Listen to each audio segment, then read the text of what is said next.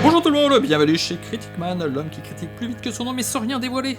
Au cas où vous auriez envie d'aller voir The Substance, le film de Coralie Farja, qui est donc en salle, il doit être encore en salle. Film qui a un petit peu fait parler de lui parce que c'est un film qui déboîte. D'ailleurs, Coralie Farja, je me disais ce nom me dit quelque chose. Le film avec Demi Moore, etc., et ça se passe aux États-Unis. Je me suis peut-être trompé, Coralie Farja pour moi c'était une réalisatrice française. Donc je suis allé voir, elle avait déjà réalisé Revenge que j'ai vu et j'ai retrouvé ma critique, je vous lis rapidement. La tension est bonne, le filmage a une certaine personnalité mais trop d'incohérences ou de moments over the top comparés à d'autres moments plus réalistes qui m'ont fait régulièrement sortir de ma suspension d'incrédulité, donc j'étais sur un 2 étoiles malheureusement pour Revenge. Comme je disais à l'époque, il y a de la personnalité, et dans The Substance, alors là, il y a de la personnalité. C'est l'histoire d'une femme, justement. Ça fait partie du sujet principal. Encore une fois, je vais pas du tout vous spoiler, je vous donne juste le point de départ. Vous avez quand même un peu une idée de quoi ça parle. Une femme qui a été actrice, qui maintenant a une émission de télé qui fait du fitness, et qui un peu rattrapée par son âge et surtout par les attentes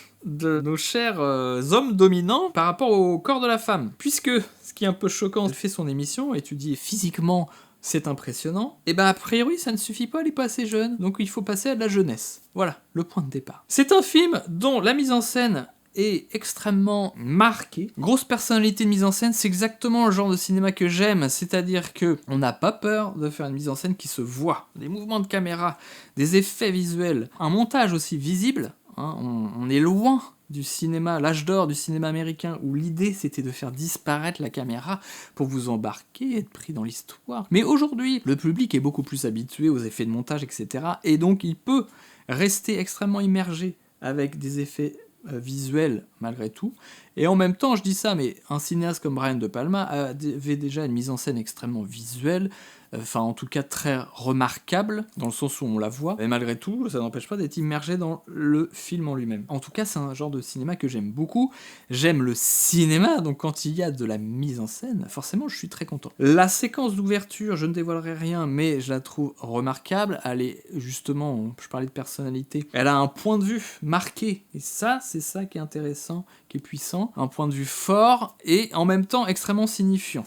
Donc ça, c'est très chouette. Malgré tout, j'avais du mal à rentrer dans le film. C'est étonnant, puisque c'est justement quelque chose dans lequel, normalement, je me sens très à l'aise. J'étais peut-être dans un mode, j'avais des soucis d'autre chose, et du coup, j'étais un peu déconcentré, vous voyez, qui m'a un peu bloqué. Ou est-ce que c'est le film en lui-même? Je ne saurais pas trancher totalement. Parce que j'ai l'impression quand même, moi j'appellerais forcé, justement dans cette mise en scène, j'ai eu l'impression parfois de voir des éléments qui viennent d'un autre film. Ça c'est tout à fait normal de s'inspirer bien évidemment d'autres œuvres, puisque quand on dit « Ah, ce film-là, il est inspiré de ce film-là », bah oui, mais ce film-là, il est aussi inspiré de plein d'autres choses. On mélange plein de sources. Mais là peut-être qu'il y a une différence parfois entre voir un montage, un type de montage, de dire « Ah ouais, tiens, cette idée-là, elle est cool ». À un moment donné, t'as une situation, tu dis « Tiens, je peux utiliser ça, ça va être chouette ». C'est un peu différent de je copie-colle exactement le montage. C'est peut-être ce ressenti parfois. Et les sources d'inspiration, elles étaient peut-être parfois un peu forcées, un peu écrasantes. Que ce soit Requiem for a Dream de Darren Aronofsky, que ce soit Kubrick. Alors Kubrick par exemple, c'est pour ça que je parle aussi un peu de forcé, une sensation que j'ai eue moi en tout cas, c'est qu'il y a des gros clins d'œil à Kubrick, mais j'ai pas trop compris le rapport avec le film en lui-même. Là, je trouve que ça fait un peu gratuit quoi. Shining, je vois pas le rapport entre Shining et The Substance. Peut-être moi qui ai pas compris ce rapport, mais en tout cas, voilà, ça m'a mis une petite distance quand même.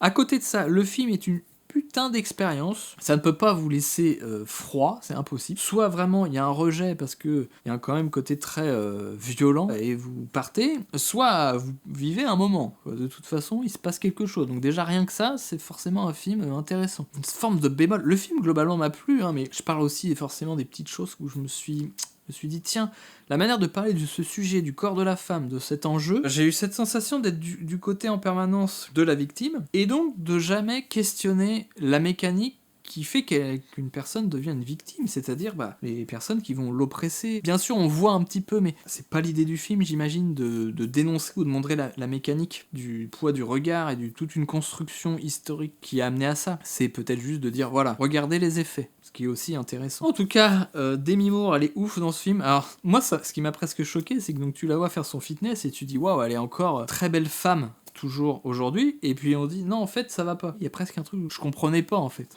Le mec est complètement mongol. Quand je parlais de cette mise en scène aussi, c'est le côté très physique du film, et ça c'est une dimension que j'aime énormément. C'est qu'on vit une expérience émotionnelle, mais parce que physique aussi, on est forcément pris dans le physique de ce que vivent les personnages, et ben on va le ressentir, et c'est pour ça que je parlais aussi potentiellement d'un rejet peut-être pour certains, c'est que physiquement, on va en vivre des choses, et de faire ressentir ça, j'aime beaucoup. C'est une très bonne qualité du film. Et d'ailleurs, de ce point de vue-là, il y a le son qui joue énormément, et c'est marrant parce que dès le premier plan, il y a une espèce de gros plan des sons. Les bruitages sont abusés. Le volume est pas si fort, mais tout de suite, je me suis dit, c'est marrant, là, c'est pas le son direct, hein, c'est des bruitages rajoutés pour donner un effet augmenté à cette expérience.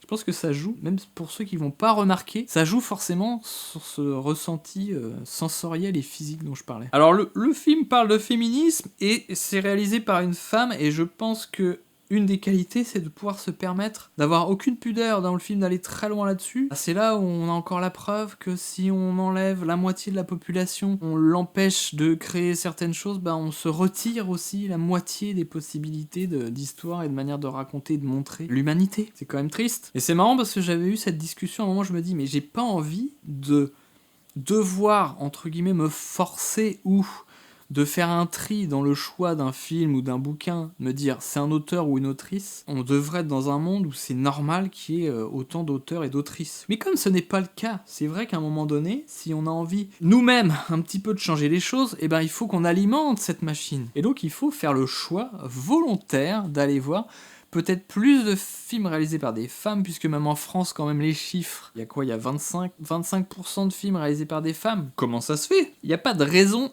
physiologique ou génétique qui peut expliquer ça, à part que la société a fait en sorte que, bah non, une femme n'est pas capable de diriger, vous comprenez ? Oh là là. Donc pour ceux, en tout cas, qui veulent que les choses se rééquilibrent, eh ben, c'est effectivement à nous de nous forcer un petit peu, et notamment, je vais sortir vite fait du sujet, mais je lis pas mal de science-fiction. C'est un genre extrêmement masculin, et donc j'ai envie de forcer le trait à me trouver que des bouquins écrits par des femmes. Déjà parce que je vais sûrement lire des choses différentes, avec un regard un petit peu différent, et ça va renouveler cette expérience, et puis ça va peut-être très très modestement, au fur et à mesure des années, et de fait de partager aussi, dire ah, tiens j'ai lu ça, c'est trop bien, hop, quelqu'un d'autre aussi, et puis après avec nos enfants, etc., au fur et à mesure de rééquilibrer les choses. C'est de cette manière-là dont ça passe, et il faut faire des actes volontaires. Au départ, mon point de vue était plutôt non, j'ai pas à moi-même forcer le trait, parce que je trouve qu'au contraire, c'est une espèce de discrimination positive, et c'est pas forcément quelque chose de bien, et en fait, en y réfléchissant un peu plus, t'es obligé d'en passer par là pour que les choses changent. Elles se changent pas magiquement. Alors j'ai quand même un questionnement par rapport justement au corps de la femme dans le film. Je trouve qu'on voit beaucoup de choses. Et donc en tant qu'homme hétéro, je trouve qu'il y a de quoi se rincer l'œil, alors que justement le sujet, c'est justement cette problématique du corps de la femme qui est un objet dont on peut disposer, on peut vendre comme ça un programme. Je me pose la question, on peut profiter du spectacle dans le film, du coup